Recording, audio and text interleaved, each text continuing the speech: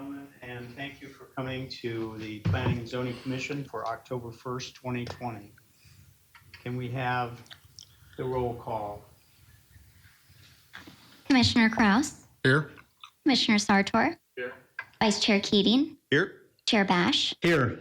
Commissioner Rosenbaum, Here. Commissioner Smith, Here. Commissioner Chapman. Here. We have a quorum. Thank you, Ashley. Will you please stand and join me in the Pledge of Allegiance? I pledge allegiance to the flag of the United States of America and to the republic for which it stands, one nation, under God, indivisible, with liberty and justice for all. Director Boyd, do we have any current events or reports?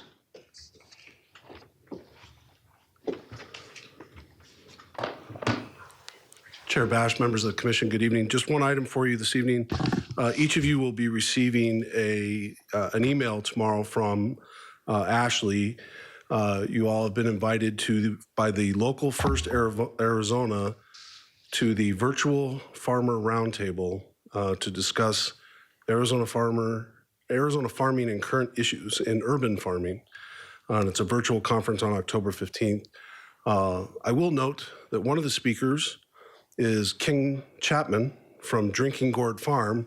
No truth to the rumor that he also happens to sit on the surprise Planning and Zoning Commission. We're still investigating that fact, but you'll receive that tomorrow. If you wish to attend, if you can just let Ashley know and she'll RSVP for you on your behalf. That's all I have this evening. Thank you very much. At this time is call to the public for any item that is not on the agenda this evening. Is there anybody that would like to speak? And is anybody asked to speak, Ashley? No, Chair. Thank you. Hearing none, we'll close the call to the public. And can we have the first item on the agenda, Ashley? Consideration and action pertaining to approval or disapproval of the September 17th, 2020 Planning and Zoning Commission minute. I move to approve. Second. We have a motion to approve and a second. Call the vote. Commissioner Kraus, 4. Commissioner Sartor, Vice Chair Keating, 4. Chair Bash, Abstain. Commissioner Rosenbaum, 4. Commissioner Smith, 4. Commissioner Chapman. 4. Motion passes with 6 votes in favor. Thank you. Ashley, we'll move on to item number 2, which requires a public hearing. Rehearing of case FS 20-045 regarding approval or denial of a conditional use permit to allow for a new minor automobile service center within the Sierra Verde PAD, generally located north of Waddell Road and east of 140th Drive. Thank you very much. Ms. Mann, would you continue? Good evening, Commissioners. I would like to point out Kent Lipton, Pre-Construction Manager for Valvoline, is here in the audience. Lori Gaffner, Development Manager for Greensburg Faro, is on the line. Ashley Porter, Planner for Barry Riddle LLC, and Michael Zimmerman from Barry Riddle LLC is also in the audience today to answer any questions. Thank you. I am presenting this rehearing back from August 20th, 2020, because staff neglected the one opposition for the public hearing, which will be discussed later on in this presentation. However, the applicant proposes no changes to the previous hearing. Thank you. So this site is located west of Waddell Road and north of Waddell Road and... Hi, this is Lori. So this is located north of Waddell Road and west of Litchfield Road, which is approximately 1.06 acres. This is located in the Sierra Verde PAD, C2 zoning. Here is the proposed site plan, which is a 2,088 square feet single-story building. There will be 2 indirect access from 140th and Waddell. There will be a new shared driveway on the southeast corner. Here is the pedestrian connectivity. through the site. Here are the 9 spaces that are provided. Customers will be going through the one-way queuing lane through the 3 bay areas. Sierra Verde points out back to Title 17, which states for minor repair services for all service and repair within enclosed building. Outdoor storage and display is not permitted. All buildings screened from residential zoning. Parking shall be paved. No manufacturing, compounding, processing, or treatment of product. The applicant meets all these requirements. Here is the proposed landscape plan, which is 40%, and that meets the SUDC. And the new proposed landscape is a buffer for the property. And I would like to point out that this is located under the 65 LDN in the loop contours, which restricts certain uses that are incompatible with Luke.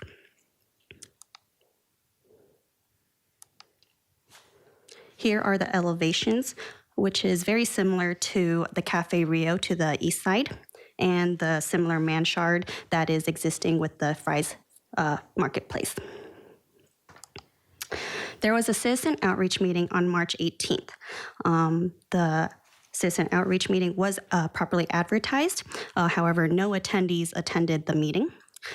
There was one resident that voiced his concern through email on March 30th, which is his concern was for the noise for the potential automobile service. And today he also wanted to state that he had another concern for oil spills. However, the City Surprise Water Department reviewed the water spills to require for oil and grease interceptors, so it meets the requirements. And within subsequently the 36 hours, the city has received 8 additional opposition emails and 1 in support for the hospice, which Ashley will state after.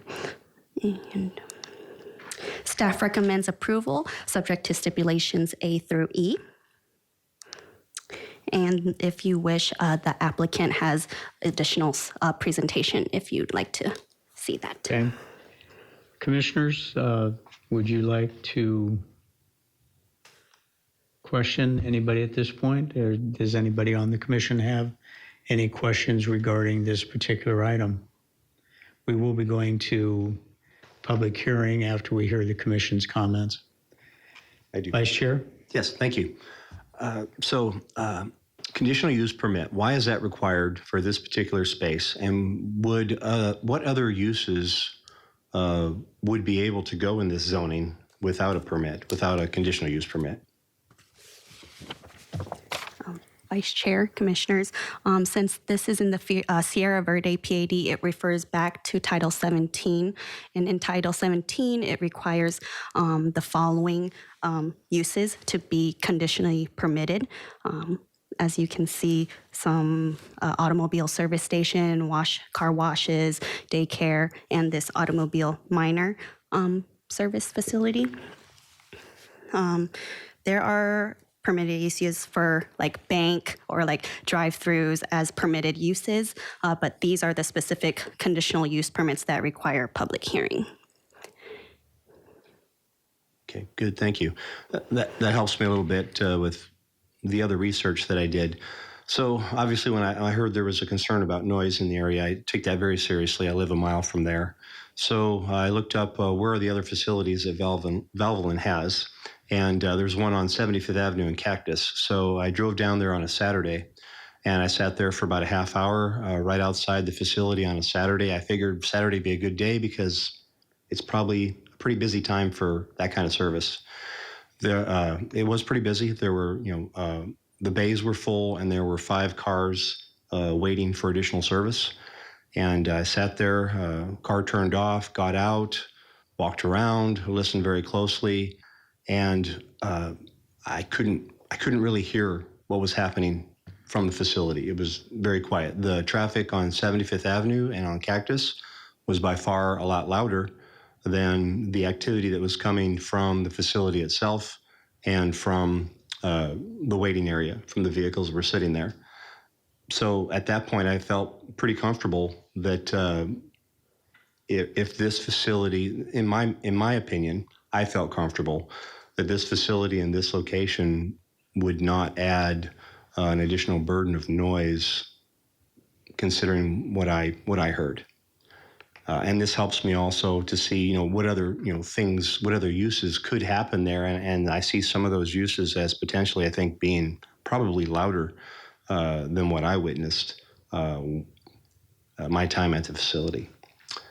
And I think that's really all I have. I don't have any other questions. So thank you. Thank you, Vice Chair. Any other commissioners? Okay. At this point in time, we will open the public hearing and understand that we do have quite a few letters. Ashley, is there anybody present who would like to speak? No, there's not. Okay, would you please read the emails that you have received regarding this issue into the record, please?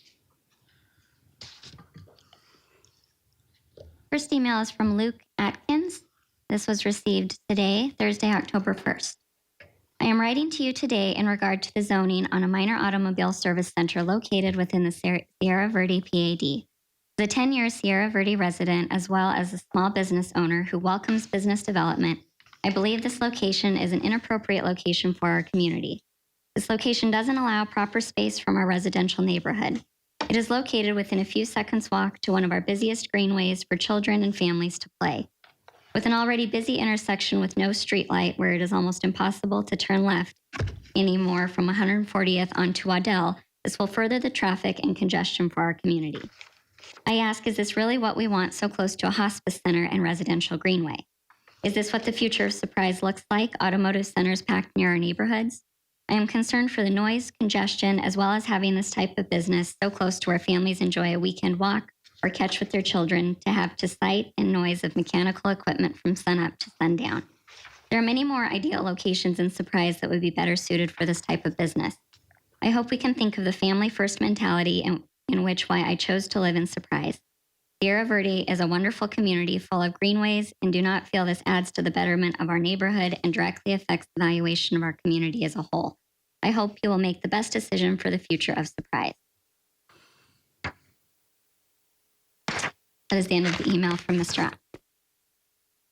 The next email was received from Deborah, also today, Thursday, October 1st.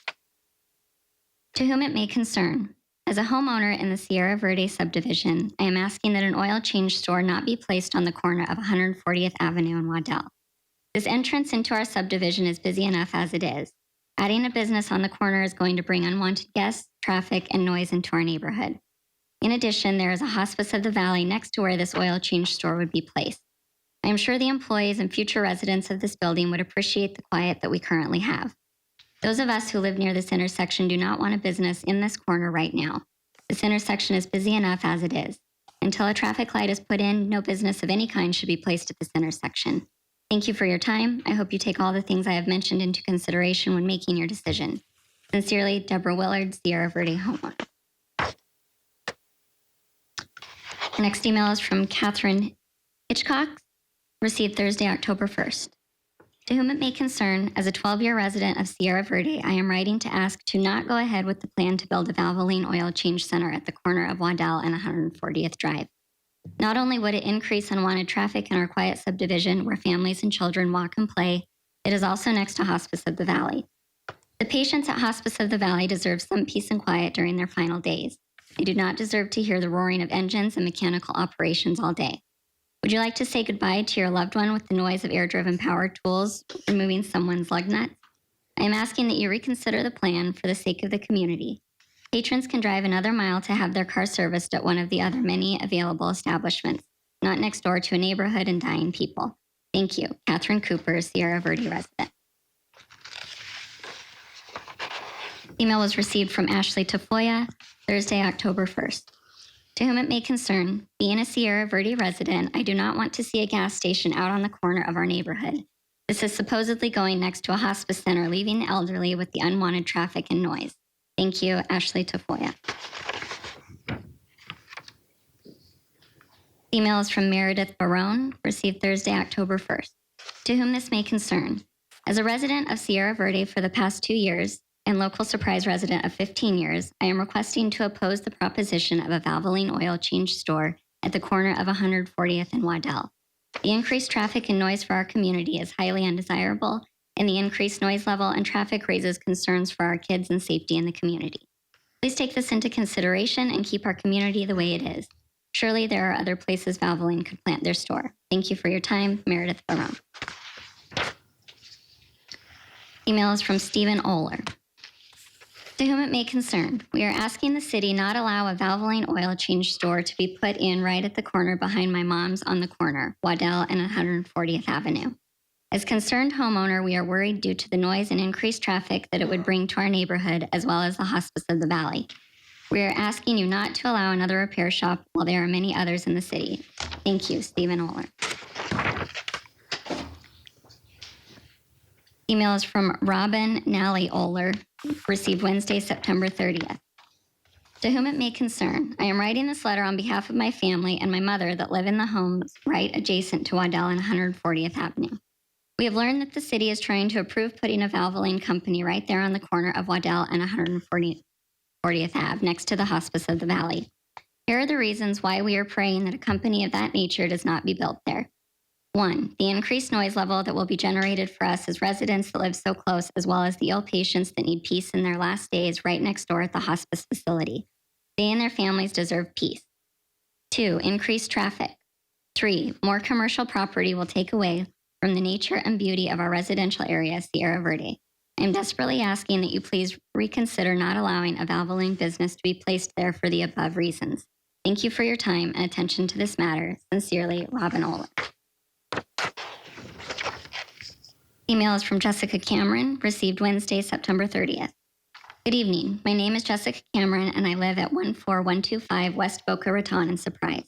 I'm contacting you in regards to the development plans for a Valvoline Automobile Service Center for the property at the corner of Waddell and 140th Drive.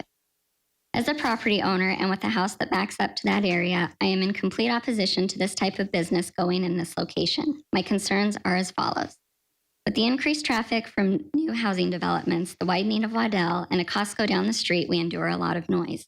Adding this type of business to the corner of Waddell and 140th Drive will only increase the noise level from the tools that will be used to service automobiles and a constant stream of vehicles with their engines idling, sometimes with loud mufflers. 2, the proposed location sits next to a hospice. I believe this is to be quite insensitive to the patients that will be living their last days in the hospice. I feel that they deserve to have peace and quiet, and with this type of business, that will not be possible.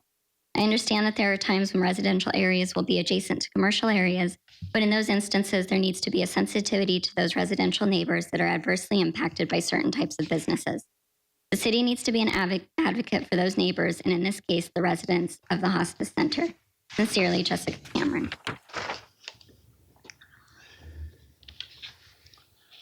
The email was received from Dan Cameron on Wednesday, September 30th.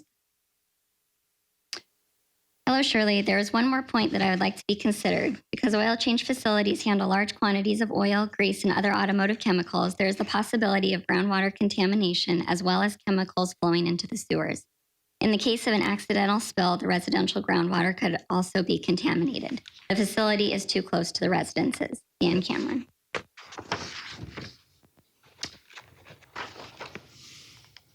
The letter was received on September 30th.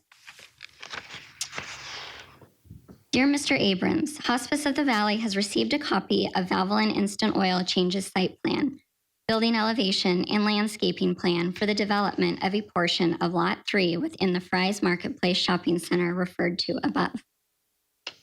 This letter is to acknowledge receipt of Valvoline's development plans and Hospice of the Valley's support of Valvoline's use and conditional use permit application.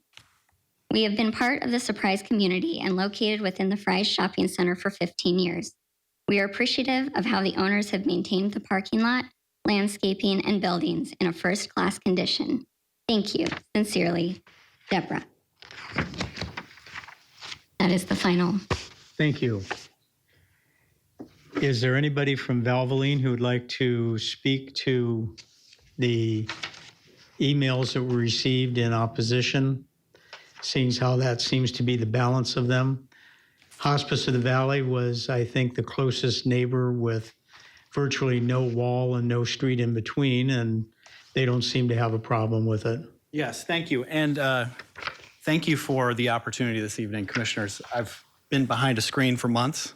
I haven't seen real people, so if I talk too much, If you stammer, yeah, if I stammer, if I talk too much, you can try and shut me down. But this is my opportunity. It's been months. So thank you again. My name is Michael Zimmerman. I'm with Barry Riddell. And I have Kent Lupton here from Valvoline. And also in the audience is Paul Gilbert. Paul Gilbert represents the property owner in this case. And yeah, I would like to, if you have specific questions, invite them to come up and address any questions that you have. You know, we're back again here after this was approved already on August 2nd. The use hasn't changed and the conditions haven't changed. We have one neighbor who hadn't received notice and objected based on noise. There are others that have said the same thing, Mr. and Miss Cameron. Valvoline reached out to them, offered them an opportunity to come and tour a Valvoline as you did, Vice Chair, and spend time there and actually see what the operations look like and what it sounds like. And they didn't take that opportunity. They refused to meet. Since then, we've got some more objections, and they're really all focused on 4 issues. We've got noise, traffic, too much commercial use in that area, and the impact on the hospice that is just to the north. And I'm going to work backwards. The hospice is easy. We've got a letter there. Hospice supports this. Second, as to the fact that this is a commercial space and there are complaints that there's too much commercial in the area, this was zoned commercial back in 2002, before the residences were built. So this is going to be commercial one way or the other. The general plan calls for this to be in a commercial use. So that's I think that's an easy issue that it's inevitable. As to noise, Valvoline has over 1,200 stores nationwide. And they have many stores in similar locations, such as the one that you saw, Vice Chair, and they know how to be a good neighbor. They operate inside, and I think I have slides, but thank you. There we go. The facility is built such that the work is done with the vehicles inside the building, and that's part of the requirements. The doors are automatic. They open before the car goes in. They close. So the work is done inside. As to the power tools and those types of things, there is a compressor. The compressor is kept within a noise-restricted area. And let me get here. So it's a sound-deadened room. It's a policy for Valvoline that vehicles are turned off when they are waiting in order to just keep noise levels down. But as to noise, the really obvious issue here is Waddell is a six-lane road. And 140th was built and designed as an arterial to go into a major shopping center. So as Valvoline is not going to contribute nearly as much noise as the existing roadway and the widening of that roadway. And ultimately, Valvoline is a low traffic generator. They tend to have 46 to 50 cars. Vice Chair, you asked about some of the other potential uses. And there are other uses that would certainly create far much more traffic. If you were talking about a dry cleaner or a drive-through convenience store, any of those things would have far greater traffic than a Valvoline. So from this perspective, I don't think noise really presents a problem, particularly for the residents that are right along Waddell Road. Let's see here. And in this visual here, we have Waddell Road. You can see that it's a major 6-lane arterial. The road traffic there is 16,000 vehicles using Waddell Road, I think is outdated. I think the traffic flow is higher than that. But that's trips per day based on outdated data. So noise there is inevitable. The 135 feet is actually the distance to Mr. and Mrs. Cameron's home that was built after the shopping center was zoned for commercial. And they're 135 feet approximately from Waddell Road. And the distance from the Valvoline to the neighborhood is 170 feet to the closest residence. I think you can attribute noise to the roadway, not to Valvoline. And as to traffic, that was the final point that was raised in a number of these emails. And traffic was, the traffic way here was designed for a 6-lane major arterial going into 140th Drive. That area is built to withstand significant traffic. And as I noted earlier, the Valvoline is a low traffic generator. And like I said, other uses would certainly produce more traffic. The final question, I know that there were some environmental questions and those types of things. If the commission, any of the commissioners if you have any questions about that, I would invite Mr. Lupton up to address those, but I can't. Well, I'd like to have somebody respond to, with the number of stores that you have nationwide and in Arizona, I'd like somebody to respond to the fact, have you had a major spill that has not been handled by the oil water separators, grease separators? No, and in fact, this was new information for me, and you may find it interesting. They actually, when they design these facilities, the facilities are built within a bladder. So when they dig down, they create a bladder, and then there are other materials that they use that are impermeable, such that if there is any spill of any sort within the facility, it doesn't leach, it doesn't go out at all into the surrounding area. They are generally very, very clean facilities. They pride themselves on that, and that's part of how they market themselves to get Thank you. repeat customers. Commissioners, do you have any other questions of the representatives from Valvoline? Yep. And Mr. There's- Gilbert has some addition. Oh, So okay. ultimately, my request is for approval. So thank you.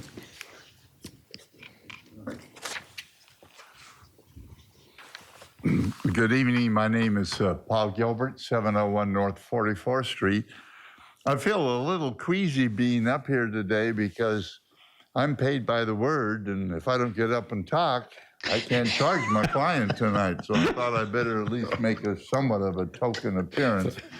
And I think everything that needs to have been said to justify this conditional use permit has been said. Couple of other observations I might make. I zoned this entire whole community, and I'm very familiar with it. I can tell you that this was planned as a master planned area. We had the commercial, we set it back properly, the homes that were there. No one can claim that when they bought their home, they didn't understand that this was Zone C2. It was there right from the start. And there's been, frankly, very little deviation from that plan as I originally proposed and zoned it. I might mention, I represent the property owner, not Valvoline. And this is an interesting situation, this center. They have not sold this center. They have leased it. So everything in this center is under lease. So the owners are keeping control over the property, which I think is a nice touch and sort of an additional incentive and guarantee that the quality will be maintained throughout. I'm the one that submitted the letter from hospice. So one can hardly complain that they're going to be somehow adversely affected by this when they have a letter saying they're in full support. And by the way, they knew full well this property was Zone C2.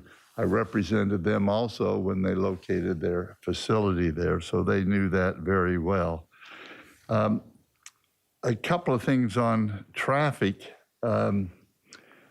If you look at the other traffic and noise, if you look at the other uses that could go there, I think it's quite instructive.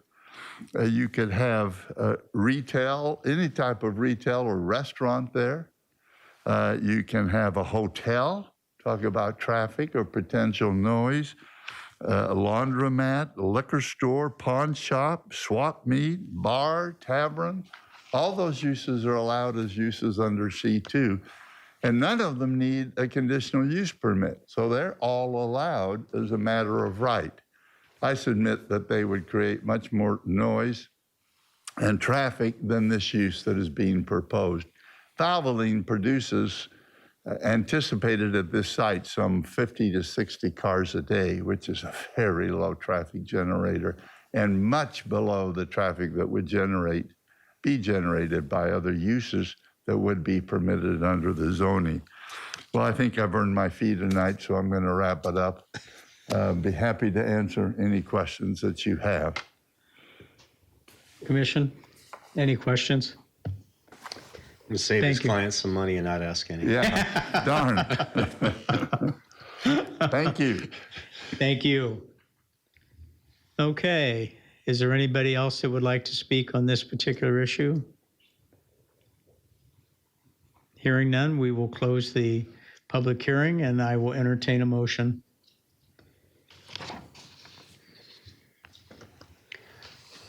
I move to approve the conditional use permit to allow for a new minor automobile service center within the Sierra Verde PAD, generally located north of Waddell Road and east of 140th Drive, subject to stipulations A through E. Second. It's been moved and seconded, and we'll vote. Commissioner Kraus, 4. Commissioner Sartor, Vice Chair Keating, 4. Chair Bash, 4. Commissioner Rosenbaum, 4. Commissioner Smith, 4. Commissioner Chapman. 4. Motion passes with 7 votes in favor. Thank you very much. Thank you all for attending. With that, we will go to non-public hearing items. Item number 3. Consideration and action pertaining to the approval or disapproval of a site plan for Parkview Townhomes at Stadium Village within the Orchards PAD, generally located on the southeastern corner of Parkview Place and Young Street, FS 19-873. Take it away, Mr. Wingard. Good evening, Mr. Chair, members of the commission. Tonight I'm bringing before you the Parkview Townhomes at Stadium Village. Also to note that I should have Mr. Dane Astle, the architect for Edifice, on the line in case there's any questions for the applicant. As you may know, this is located within the Stadium Village portion of the Orchards PAD, just to the northwest of where we are right now. A little bit closer in, you'll notice this is on Young Street in Parkview Place.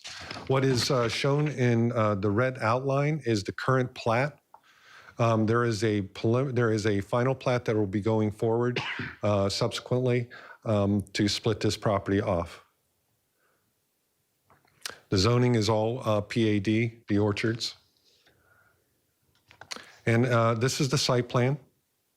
This just to illustrate what the final plat will be doing. This is going to be splitting the property from the assisted living to the east, as well as these will be individually owned townhomes. And those will be split as well. The site is about 1.9 acres. There's 27 units, which result in a density of about 14.21 dwelling units per acre. In this area, the density is allowed to be up to 24 dwelling units per acre. For access, there is the access off Parkview. There's an existing private drive that goes along this southern edge that will provide access. There will also be an emergency access only on Young Street, as this is too close to the corner that for the residents to use. So it'll be emergency only. Parking, the PAD specifies that this facility should have 2.25 spaces per unit, and they meet that with 61 spaces. So there are 7 visitor spaces for this facility. Pedestrian circulation is plentiful as the Surprise, the Orchards Stadium Village really pushes the concept of pedestrian connectivity and movement throughout the site. Also, I'd like to point out the pool amenity that will be located on Parkview, along Parkview, and just adjacent to a large turf area for outdoor activities. And we did take this project and break down the types of open space on here into active, passive, and private. This is it has about 32% open space, which is about 12% more than what the SUDC requires, and plenty more than the PAD requires. The elevations are more of a modern version. As you know, in the Stadium Village, there's kind of an eclectic design with several different architectures, but there is some modern architecture in through there, and this will enhance that. I should say that the face of this building, this is going to be the face onto Parkview. The other face will be facing the parking lot that is for the assisted living facility. Showing the rear elevations. Now, these will be on the interior where you have that central drive. Still, as you can tell, this is very much four-sided architecture on that. And then the end caps, which will be on the elevations here as well. And landscape is plentiful, especially along Parkview, and there's landscaping provided for a buffer between the assisted living facility. That concludes my presentation, and I can answer any questions you may have. The applicant should be on the line. Okay. Can you back up to one of the, that's good right there. Right here? Yeah, that's fine. This is Dane. Hello, this is Dane. Hello? Hello? And you state your name, please? Dane Astle. And you are the, I'm the architect for the, I didn't hear the very first part of this. This is the Planning and Zoning Commission, correct, for Surprise? it is? Okay, yeah, architect for the Parkview project. Okay. I'm just opening it up to the commission to ask questions. And Okay. Mr. Wingard is going to be fielding some, and possibly you as well. So my first question is trash removal. And my second question is parking for visitors. I see we have 7 spots for 27 units.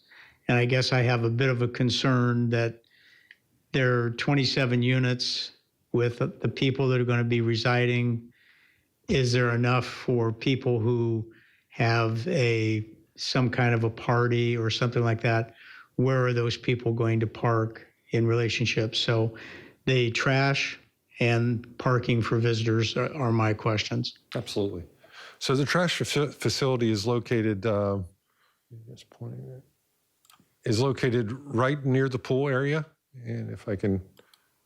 Is that the dumpster gates, 2 dumpsters? Right here, yes, sir. Okay. And so this is, the way they do the trash, they want to do one trip in, one trip out. This will go in and service the assisted living facility, and on its way out, it will stab the dumpsters on the way out. Okay. So the tenants themselves will cart their trash to the appropriate dumpster bins. That is correct, sir, yes. Okay. And what about the parking? It seems 27 units, there's 2 per unit, 7 for visitors. And I know if somebody even has a modest party, they're going to overflow the 7 visitor parking. 1 unit could do that. Where are these people going to be parking? Well, there's not a lot of opportunity. I mean, if there was to have any kind of shared parking to the south, I don't believe that's part of the final plat. but the PAD actually does call out for 2.25, so it does meet this. And I understand that you feel that more would be required. Well, there's a yes. difference between meeting and then difference in practicality. Yes, sir. And I've always had an issue with parking in the city of Surprise since I've been on this commission, and this to me just speaks to that. Yes, sir. Yes, sir. It speaks to that. Although it meets, it doesn't seem practical. Thank you. Commissioners, I'll open it up. I have a question. Yes, on the north side on Yen Street, did you say that was going to be emergency access only?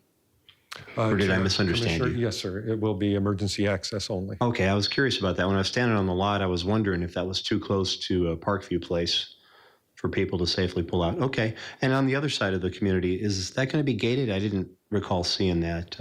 It is not gated. Not sir. gated. Okay. Right. There will be gates along Parkview. There will be a wrought iron gate because these are beautiful elevations so that the people can look in, and that'll go up through the pool area, which that is gated. Okay. All right. Thank you. Back to my question on parking, is the central drive wide enough to permit at least parking on one side? I mean, there is, looking in there, and you can come into this area.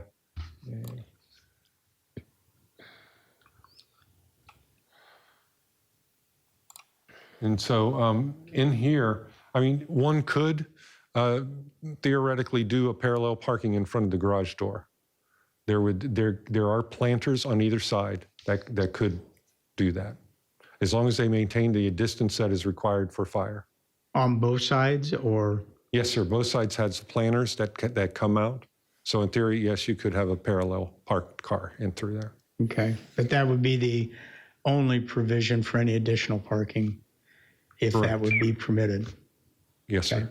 Thank you. Commissioners? Okay, not hearing any more. I will call for the question. Do I hear a motion?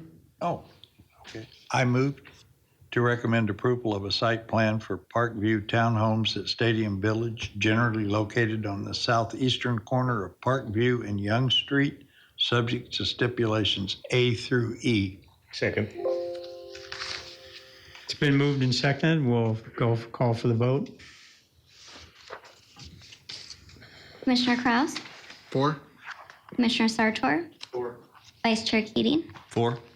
Chair Bash? 4. Commissioner Rosenbaum? 4. Commissioner Smith? 4. Commissioner Chapman? 4. Motion passes with 7 votes in favor. Thank you. We'll have item number 4. And Mr. Mike.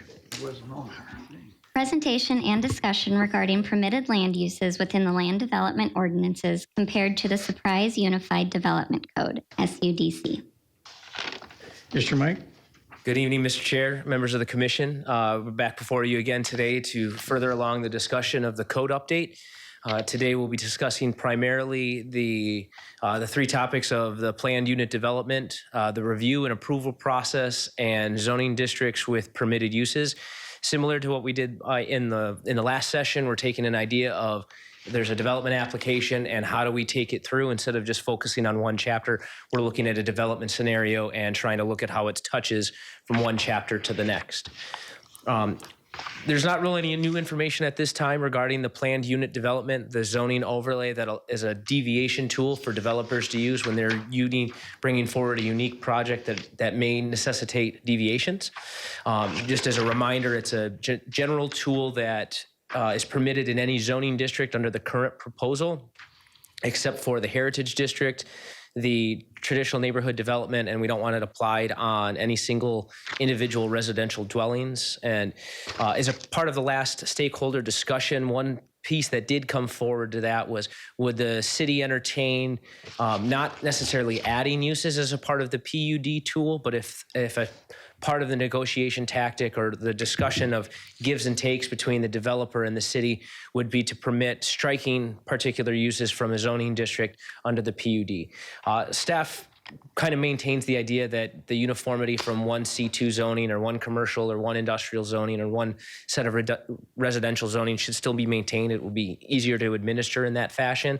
But we would bring forward the suggestion from the stakeholders that we would entertain the idea of including the exclusion of uses with the PUD. So if they wanted to exclude some sort of bar, restaurant, some sort of commercial use that might be within that zoning as a part of the PUD, that would be a part of this permitted. The current rendition does not include that as a provision.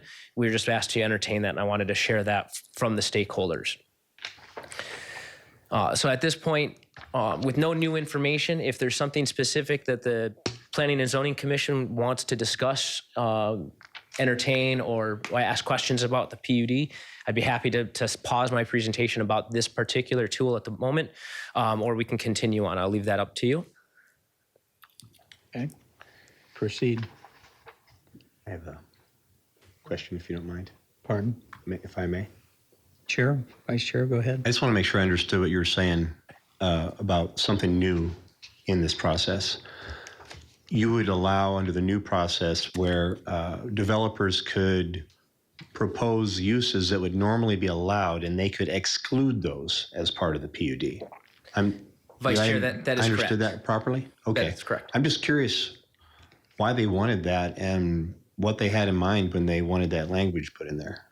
Vice Chair, members of the commission, sometimes that list of allowed uses can be excessively long. So in the case of tonight, had there been a particular care made in the concession of some sort of setbacks or open space that the applicant would be gaining, they would then restrict anything that might be considered more incompatible, but a use by right.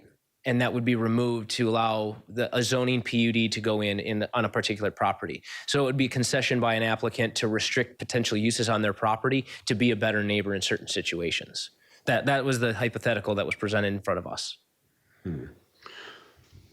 Is there any downside to that for the city? Thank you. That was my question. That's the upside. That's the upside for the one side, but as So Chair, Vice, members of the commission, the concern with that is it starts down a slippery slope that we have with the PADs of having to micromanage each individual zoning case on a particular property to understand what can happen on that property. And we're trying to apply from a staff's perspective, uniformity across zoning districts. So that applies to both standards of setbacks and open space as well as uses. That uniformity comes into play in what we're trying to accomplish. Commissioner Smith? Yeah, I'd like just to make the comment. I agree with the staff's recommendation. I think we need uniformity between that because we're going to get into negotiating, and I don't want this particular product because it has this type of a setback. I just think it would be a burden to the city, and I'd like to see uniformity between PADs. Absolutely. I have one question, if I can. Commissioner Chapman? Thank you. I really like this work. I just tell you that you've done a remarkable job putting all this together, and you know, for a layperson to look at this, it's really helpful to try to help understand what it is. I did have one comment though on the one piece of data you have here. You have most of the zonings down here, but you left out like the Heritage District and the traditional neighborhood thing. Is that, would that be appropriate here, or is it just needed to be on this other? Mr. Chair, members of the commission, there's an opportunity to talk about that a little bit later, but the short answer of that is the table you're looking at is highlighting specifically the changes from the SUDC to the LDO. That particular table is unique to the changes, and it's not comprehensive of what will be in the LDO. Okay, so the other charts that we have would then represent the whole piece and not just the changes? That's correct. Okay, thank you. Very good work, though. I want to, very, very nice. I can see you put in a lot of time and effort, and very clear. Thank you. Okay. Any other opening shots, commissioners? Please proceed. All right. So, as a part of the process of any given use, any given rezoning, goes through our certain procedure types. There's a certain set of outreach that's applied to different applications, and then conditional use permits has kind of been a topic of note that we wanted to make sure was given its due at this time. So as a development type, majority of this process is taken from the SUDC and it's been refined. It's been clarified from the current 4 types of procedures now into 3, hopefully more clear versions of that. The first type of procedure is administrative in nature. It stops it's submitted to staff and it's usually interpretations and it's decided upon by the development director. Those are usually interpretations, minor site plan approvals, temporary use permits, things of that nature. Type 2 applications, or Type 2 procedures administer applications that require a public meeting, such as tonight where we had a site plan that comes forward. It has a minimum amount of outreach that does go out regarding the project, usually postings of the agenda, but does not necessarily require any sort of extra outreach with meetings. That process, those particular applications shown in the table here will either take the applications to the Planning and Zoning Commission for a decision or a recommendation to City Council to make a decision. The Type 3 applications are generally legislative in nature in how they are decided. Sometimes they're decided by ordinance, other times they're not approved by an ordinance, but still require a public hearing, still require a significant amount of outreach through agenda postings, newspaper publications, first-class mails to the property owner, as well as adjacent property owners, site postings, and neighborhood meetings. Those applications, again, are brought forward to either the Planning and Zoning Commission for decision, like a conditional use permit, recommended approval, like a general plan amendment or a rezoning application, and then go in front of City Council, or variances that are in front of the Board of Adjustment and in this case is still this body, just with a different hat on. So when it comes to conditional use permits, we had a discussion about that earlier tonight, where the applicant had to kind of show how they would be a good neighbor. We're carrying that forward. Many of our conditional use permits within the CUP or within the current zoning have more of a extra site plan process, but not necessarily discretionary in nature. And we're trying to clarify those uses of a table where, and we'll be discussing that at the next Planning and Zoning, a little more detail, going a little bit further in of those uses that have CUP process removed because it's truly just a site plan process, and then other CUPs that have to really show their appropriateness in the nature. So the SUDC is carrying over where the conditional use permit stops at Planning and Zoning. This is where the authoritative body lies. It requires a neighborhood outreach, and it requires a public hearing for that decision. What we're ensuring now as a part of the LDO is that it's a discretionary approval. And the burden of proof is on the applicant that this application at any given time meets the needs of that area and betters the city, and is not, denial of that is not a removal of any sort of development rights. We're really looking then on a case-by-case basis of the suitability of the project. Some are going to be easier than others, but it's still on the burden of proof to make sure that the design and configuration of any given project is compatible with the surrounding area and the location in place.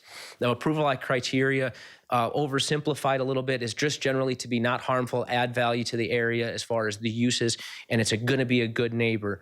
We're still going to be applying the goals and policies of the general plan, and we would be applying any sort of use-specific standards that are within the LDO to make sure that public safety and welfare are in place. The discretionary approval does not supersede the approving authority.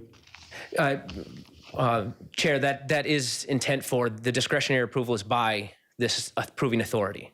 So it's it's at the discretion of the Planning and Zoning Commission to approve It's not that. administrative. Correct. Okay. Chair, the difference being is that with the site plan approval, they have the entitled use to do that. They just have to get the configuration correctly and they meet the standards. And that's what this process is from a site plan approval. We had that this evening. That's where it meets.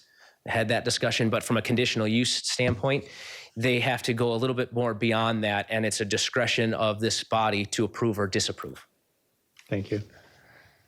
I know that there was some discussion at some point in the past about taking CUPs away from us as an approving body and moving it, I believe, to the development department. Mr. Chair, it Or was to trying to council. to bring it to council to put the onus on them, but taking that direction from the past and making sure that maintained as a part of this draft. Thank you. I'd be happy to answer any other questions on the CUP, or I can continue to move on. Go ahead. So then with that, within the staff memo today, there was a bit of a description of the difference between the SUDC, the current land use matrix versus the new one. The new one, you have a copy of that current public draft. That accessory and primary land use matrix has been split up to show what is permitted, what requires an administrative use permit, what requires a conditional use permit for each of the different uses in each of the different zoning districts. We've provided a few change in uses as a way to try to provide clarity and transparency and just easier ways for us to interpret uses. For example, entertainment establishments is the new version of arcades from the past, but not everything is an arcade. That's kind of a specific viewpoint of how you used to provide entertainment. Now, indoor entertainment could be anything from bingo to bowling to arcade, and now axe throwing is now a popular activity. And to provide an interpretation of that, giving it a bigger umbrella term. Similarly with retail and fleet-based services as well as manufacturing, those are big umbrella terms that when we looked at the individual uses as they were laid out in the SUDC's land use matrix, they were all in the same zoning districts. So if they're all in the same zoning districts or where they're permitted, we figured it would make more sense to provide an umbrella term. We've added a few umbrella terms in there. Repair service establishments, we see those real common with cell phone, computer services, what used to be appliance repair. Well, they're not appliances in the traditional sense of the word. So the better term that we felt was encompassed more of that was repair service. Service call, that being pest control, painting, businesses where the office handles the business aspect, but the actual service that they're providing to the customer is at the site of the customer. They leave that facility to go to the customer's location to provide that service. It just seemed to be a better opportunity to provide that as a new term. And then outdoor uses, they're really an accessory in nature. They're an accessory to some sort of primary use, whether that's a bar or a restaurant for dining, whether that's through sales display, being outside, or it's storage. Each of those are unique in what they offer to the public, whether they have access to the public or not, whether they're supposed to be shielded from the public or not. And so we've provided them in the accessory use matrix because we felt that that was a more appropriate place because it's not a primary use. It truly is accessory to some other use going on. We've had a lot of discussion lately on residential, so we've provided an overview table. Could you stop or just go back one side? I have one question. Yes, sir. And it probably is not really relevant at this point, but I'm looking at your uses. And if you're looking at the election ballots, we have recreational marijuana on the ballot. And if it passes, since you're doing, have you given any thoughts to that? Because if it does pass, that'll be a long discussion. Mr. Boyd. Mayor Bash, Rather members of the commission, good evening once again. So we are actually bringing an item before City Council on October 20th as a work session item to gather their direction so that we can move forward depending on what the outcome is from the general election. Okay, I would just, since we're looking at all this, Understood. figuring out where it fits in on this chart. Given the gravity of that discussion, we're not trying to wrap that in under this. That will have its due course. But you'll eventually have to put it in if it passes. Correct. So from an overview comparison table that's been provided, what we're displaying this evening focuses on the residential component. This table is an extensive version of this table will be posted online soon so that anyone of the general public can see and understand the general comparison of what is impacting them on their uses today versus what will be in the LDO and as proposed. It shows this particular table only shows the changes. It does not show the comprehensive. That's where the general public draft that's available online that has all of the information. This is really just an overview of the difference in uses, tried to show 2 columns of what has been added and what uses have been subtracted. So as a kind of a stopping point at the moment, in rural residential, there's an opportunity to do a handful of commercial uses because they make sense because of what they serve to the rural residential area. But as a discretionary component, it makes sense that they would come in front of this body to prove and to show that particular location of that particular commercial business would make sense in that rural area without rezoning it to commercial and opening up that rural area to the gamut of all commercial uses. So this is kind of shows that comparison there. We also provide the difference in the dwelling unit ratios and how they're currently regulated versus how they'd be regulated under the LDO. Some of it is through density, some of it is through lot area per dwelling unit. It shows the difference in the SUDC open space requirement for low and medium density residential. It is a flat 20% of open space for the plat. And with the SUDC or with the LDO, we're proposing more of a sliding scale because of the way that R1 zoning is under the LDO. They can, once they have that zoning, they can provide lots that are an acre to 30,000 square feet in size and larger. So if that's the plat that they're providing, it's a sliding scale down to 10%.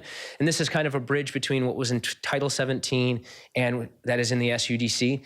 But as they get to those smaller lots, lot categories A and B, the required open space on the plat gradually gets larger to that 20%, which is where the SUDC comes into play. We wanted to maintain at a minimum of 10% because that's what's been applied through a lot of PADs through the Title 17, and that would be sufficient enough in almost all cases to capture trail connectivity and washes that would already be physically in the space for those large lot, acre or so size lot subdivisions.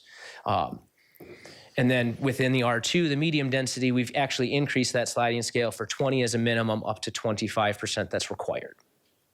From a multifamily standpoint, similar to what you saw this evening, we're going to look at a ratio instead of a percentage of the lot. We're going to look at the dwelling units and provide a ratio of open space. Right now, it's based on 150 square feet. It's much easier from an administrator standpoint. We can calculate it out that way and apply it to it because from an open space standpoint on a multifamily, they're typically one large lot. It's not trying to sparse in open space throughout a subdivision where streets are infiltrating and meandering through that. We're just looking at that one large lot and trying to find that calculation a little bit easier.